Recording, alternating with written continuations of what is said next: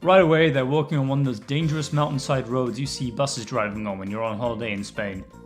Ash makes haste to save a man from being gored by a Tauros. Oh hey, it really is Spain. Instead of selling Ash a cursed Krusty the Clown doll, this man takes them to his dojo where he's annoyed that his granddaughter is Richard Simmonsing up the joint.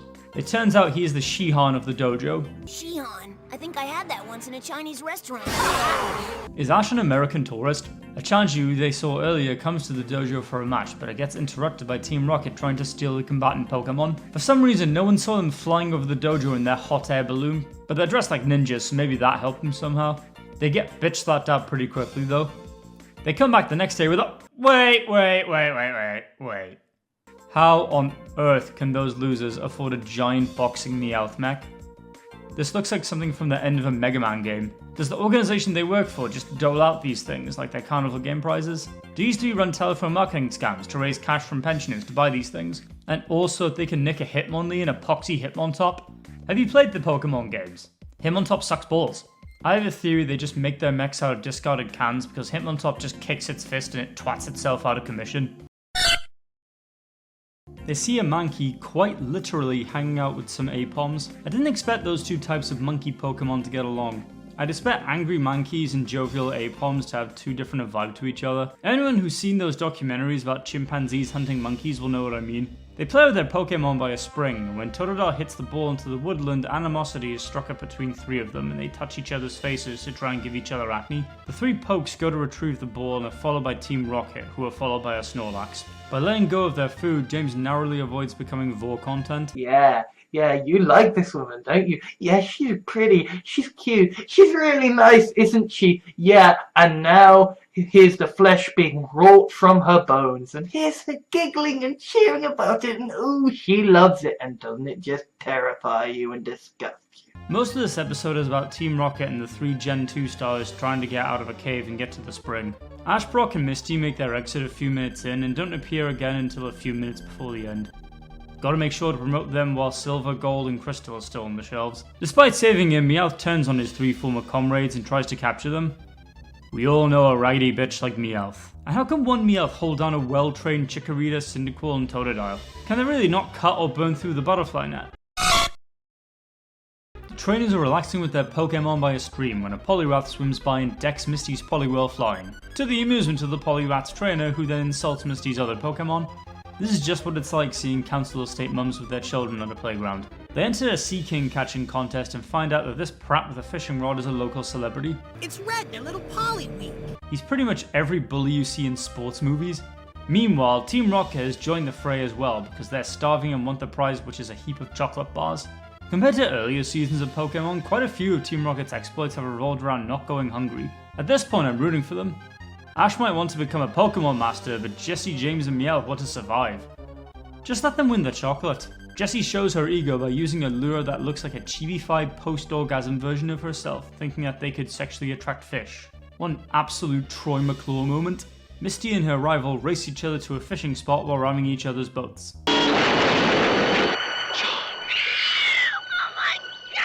You've messed up when these three are the most mature and responsible ones around. Team Rocket tries to hide from the twerp trio because they don't want to be seen by them.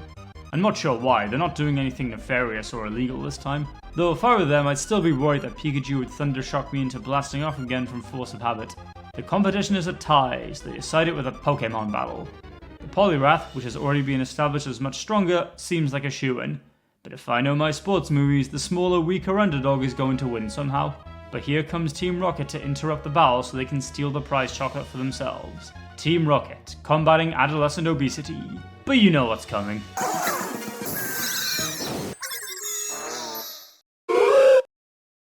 Brock gets an email and for once he isn't getting catfished on Craigslist, but instead it's Susie, the Pokemon breeder who gave Brock her Vulpix in the first season. Brock thinks he'll knock Susie dead if he dresses like a Panamanian drug lord. Team Rocket disguise themselves as stylists, so now they look like a proper trenchcoat mafia. But I can do my dirty work in the buff. Now we know why Meowth was the only Team Rocket member getting invited to Diddy parties. Beauty standards in this place means making Pokemon look like 1980s glam metal musicians. After being disqualified from the beauty contest for unnecessarily cheating, Jessie and James disguise themselves as doctors to steal the Pokemon, and the trainers just let them because they're dressed as doctors. We can't stay with our Pokemon? The rules are the rules. And you better follow 'em, Buster! It doesn't get any more 2020 and 2021 than this. Susie and Zane decide to partner up with a Pokemon beauty salon business after the contest, and Broco's modern life forces himself to laugh along to getting cucked.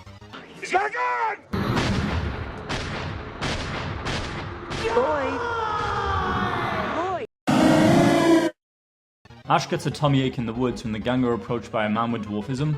It's one of those evil, disgusting little trolls! For Christmas sake, Brock! They are not children, they are monsters! Ash accepts drugs from the stranger, which renders him unconscious. Dear lord.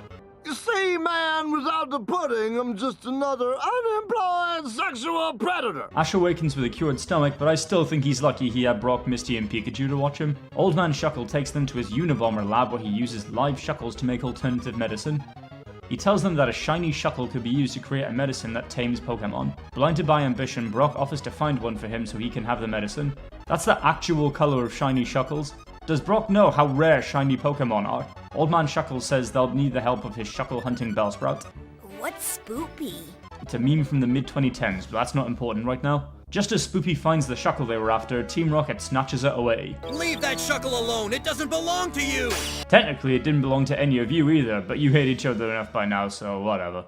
Team Rocket guzzle down the Shuckle juice like it's Monster Ultraviolet. Gone but not forgotten. When it takes effect, they find out Shuckles are packing liquid ecstasy. I just wanna be near you! Please don't come any closer! Here in YouTube land, we call that a reverse Shane Dawson. They learn the hard way drinking that stuff will make Pokemon attracted to them for 3 days, almost immediately garnering a crowd of visibly horny Shuckles. If they were smart, they would use this to their advantage, because it would mean they could attract an arena full of wild Pokemon to deliver to Giovanni with minimal effort.